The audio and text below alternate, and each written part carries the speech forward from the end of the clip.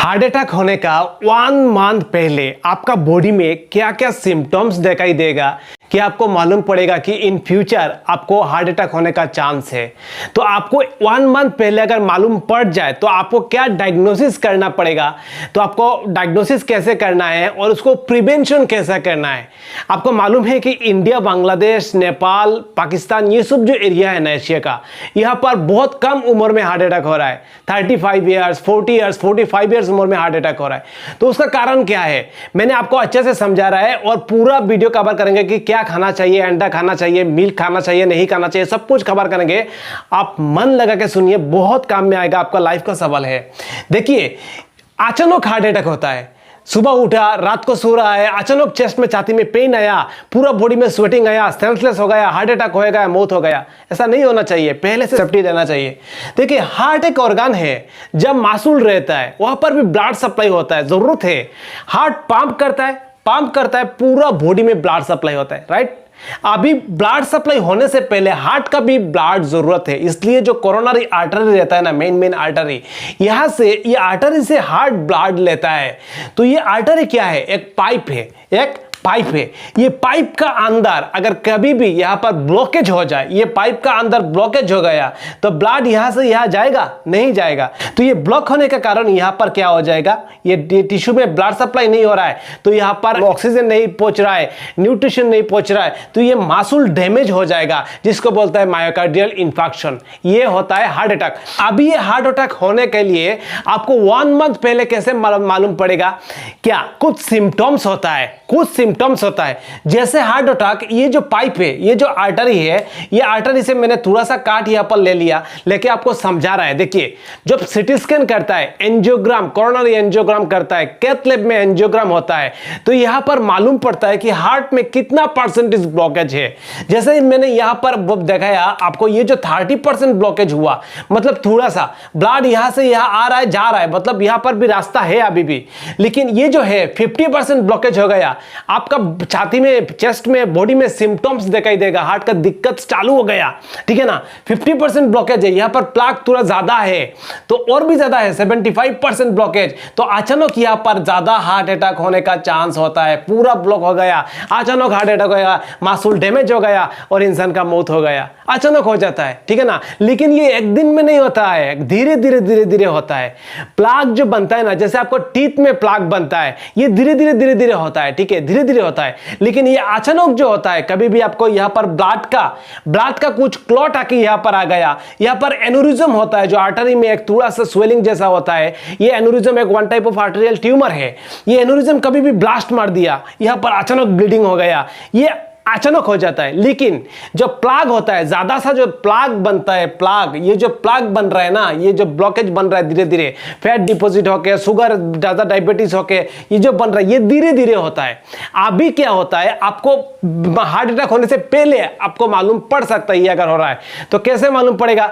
आपको क्या क्या सिम्टम्स दिखाई देगा, ये आपको मालूम होना चाहिए। अगर 50% ब्लॉकेज है, 60% ब्लॉकेज है, आप ज्यादा काम कर रहे हो, आपको अचानक स्मोकिंग खाया और यहाँ पर छाती में पेन आ गया, आप क्या कर रहे हो, आपको मॉर्निंग में एक्सरसाइज कर रहे हो, आप जा रहे हो कहीं, वॉकआउट कर रहे हो, आप मतलब सीढ़ियां चढ़ रहे हो, ठीक है ना, तो आपको अचानक छाती में पेन आ गया, आपको पूरा बॉडी में स्वेटिंग आ रहा है, सांस लेने में दिक्कत हो रहा है, ब्रीथिंग डिफिकल्टी हो रहा है, ठीक है ना, तो आपको क्या हो रहा है, ये हार्ट अटैक का सिम्टम्स है। आप मान लीजिए कि आपको सीढ़ी, आपको स्टेयर्स आप चढ़ रहे हो, अचानक यहाँ पर इतना हैवीनेस हो रहा है, चेस्ट में हैवीनेस हो रहा है, आपको छाती में पेन हो रहा है, तो ये मतलब पूरा बॉडी में स्वेटिंग आ रहा है, आपको सांस लेने में दिक्कत हो रहा है, तो आपको वन साइड में यहां पर भी पेन हो रहा है, यहां पर भी पेन हो रहा है, कुछ नाम ने इसको रेडिएटिंग फीलिंग, रेडिएटिंग पेन, यहां से पेन स्टार्ट हुआ, यहां पर गया, पूरा पेन, ऐसा हो रहा है, तो ये हार्ट अटैक का सिम्टम्स है। ऐसा हो रहा है तो आपको डायग्नोसिस करना पड़ेगा, अच्छा से डायग्नोसिस जांच करना पड़ेगा। क्या जांच करोगे?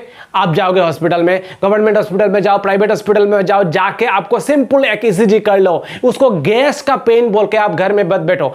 आप एक सिंपल ईसीजी कर लो, एक कार्डियो टीएमटी कर लो, एक इकोकार्डियोग्राम कर लो, या डॉक्टर सलाह दे आपको एंजियोग्राम करने के लिए तो एंजियोग्राम भी कर लो। लेकिन एक सिंपल ईसीजी आपको यहाँ पर ऐसे पेन हो रहा है, आपको सेंसलेस आ रहा है, आपको ब्लैकआउट हो रहा है, तो सिंपल एक ईसीजी आप कर लो। आपको पेन यहाँ पर भी जा रहा है तो आपको ईसीजी करना चाहिए, आपको डायग्नोसिस करना चाहिए कि यहाँ पर कोई भी मायोकार्डियल इंफेक्शन हुआ है क्या, कोई भी हार्ट अटैक हुआ है क्या, आपको देखना चाहिए।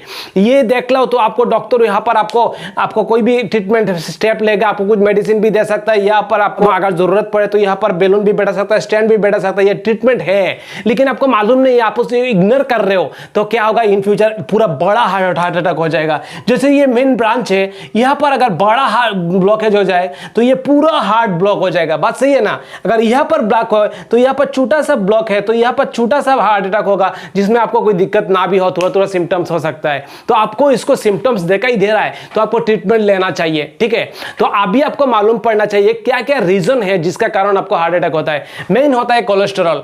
कोलेस्ट्रॉल अगर ज्यादा है आपका बॉडी में, कोलेस्ट्रॉल का अंदर जो एलडीएल है, जो आपको लीवर से लेकर पूरा बॉडी का जो सेल है, यहाँ पर जो कोलेस्ट्रॉल पहुंचता है एलडीएल, जिसको बैड कोलेस्ट्रॉल बोला जाता है, इसका मात्रा अगर आपका ब्लड में ज्यादा है तो आपको ये प्लाक बनना ज्यादा रिस्क बनता है कि आपको प्लाक बन सकता है इन फ्यूचर ज्यादा, ठीक है ना। तो उसको एलडीएल को कंट्रोल करना है। कोलेस्ट्रॉल हम लोग का बॉडी में रहता है, एक नॉर्मल ब्लड टेस्ट में नॉर्मल एक लिमिट रहता है। ये आपको आपका बॉडी का जो सेल का पूरा बॉडी का सेल का मतलब प्रोडक्शन में मदद करता है, सेल मेम्ब्रेन का प्रोडक्शन में मदद करता है। ये आपका मतलब पूरा जो कुछ हार्मोन से जो प्रोडक्शन में मदद करता है। तो कोलेस्ट्रॉल का जरूरत है, लेकिन ये जो एलडीएल है, लो डेंसिटी लाइपोप्रोटीन, ये ज्यादा हो जाएगा तो दिक्कत है। तो उसको आपको लिमिट में रखना है। नंबर 2 है आपको जो जिसका हाई ब्लड प्रेशर। ये ब्लड प्रेशर ज्यादा होने का कारण आपका जो हार्ट का ज्यादा फंक्शन करना पड़ता है, ज्यादा फोर्स करता है, ज्यादा वर्क करने के लिए मदद करना पड़ता है। तो हार्ट का जो आर्टरी है ये थोड़ा सा वीक हो जाता है, आर्टरी जो है वो थोड़ा सा हार्ड हो जाता है, फ्लेक्सिबिलिटी खराब हो जाता है। तो ब्लड प्रेशर को भी आपको कंट्रोल करना पड़ेगा। ये भी एक रिस्क फैक्टर है, हार्ट का अटैक होने का चांस ज्यादा बढ़ जाता है। आपको अगर डायबिटीज है तो ये डायबिटीज होने का कारण के भी आपको ऐसा होता है, क्योंकि डायबिटीज ज्यादा होने के कारण आपका छोटे छोटे जो आर्टरी है उसमें ब्लॉकेज होता है, आर्टरी खराब होता है। आपका जो हार्ट का जो नार्व है, नार्व का अंदर भी आर्टरी जा रहा है तो नार्व का भी डैमेज होता है। तो आर्टरी खराब हो रहा है, नार्व खराब हो रहा है, तो आपका हार्ट का जो कंट्रोल है ओवरऑल वो खराब हो रहा है। आपका हार्ट का अंदर इंफेक्शन हो सकता है। तो डायबिटिक होने का कारण में डायबिटिक पेशेंट को भी हार्ट का बीमारी का मतलब सिम्टम्स रहता है, चांस रहता है, रिस्क रहता है। तो डायबिटिक भी कंट्रोल करना पड़ेगा। नंबर 4 एक चीज बता रहा है जो आपको बहुत इंपॉर्टेंट है, ध्यान से सुना है, ये स्मोकिंग आप करते हो, मैं बोलता हूं तो आपको कोई दिक्कत नहीं, लेकिन ये मन लगा के सुनिए, हार्ट के लिए स्मोकिंग बहुत खराब है।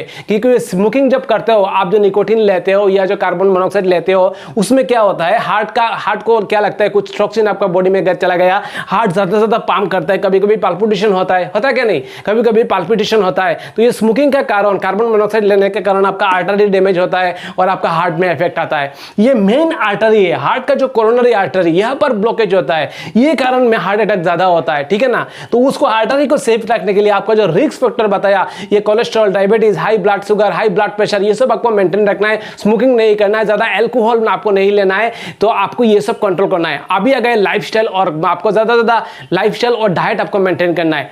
लाइफस्टाइल और डाइट क्या है, देखिए आपको जो बॉक्सिंग होता है ना, कार्डियक एक्सरसाइज, ये बॉक्सिंग करो, ये बहुत इजी है। आप घर में एक बैग ले लो, वहां पर बॉक्सिंग करो, बॉक्सिंग करने से आपको कार्डियक एक्सरसाइज होता है, ये बहुत अच्छा एक्सरसाइज है हार्ट के लिए, ये बहुत इजीली कर सकते हो और आपका हार्ट हेल्दी रहेगा।